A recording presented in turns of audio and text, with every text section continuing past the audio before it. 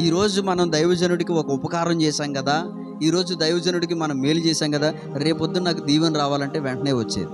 అది ఎప్పుడు ఇవ్వాలో అప్పుడే ఇస్తాడు దేవుడు కూడా. అంటే ఈరోజు మనం చేసినటువంటి ఈ సత్క్రియకి ఒకరోజు ప్రతిఫలం దొరుకుతుంది. ఎప్పుడు? కష్టకాలంలో, ఇరుకు, ఇబ్బంది, శోధన సమయంలో. అప్పుడు ఈ దీవెన అప్పుడు పొందుకుంటారు. హల్లెలూయా.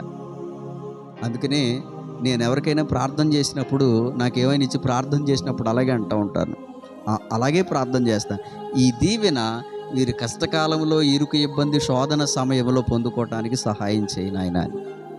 అప్పుడు వస్తుంది దీవెన. అప్పుడు మనం అనుకుంటాం, ఎవరో గ్రహించకపోవచ్చు కానీ నీవు గ్రహిస్తావు, నేను చేసినటువంటి భక్తి, నేను చేసినటువంటి సత్కార్యాలు, నేను చేసినటువంటి ధర్మకార్యాలు, నేను చూపిన ప్రేమకు ఈరోజు ఈ పరిస్థితి, ఈ దీవెన నేను పొందుకోగలిగాను అని సాక్ష్యం ఇవ్వగలుగుతాం.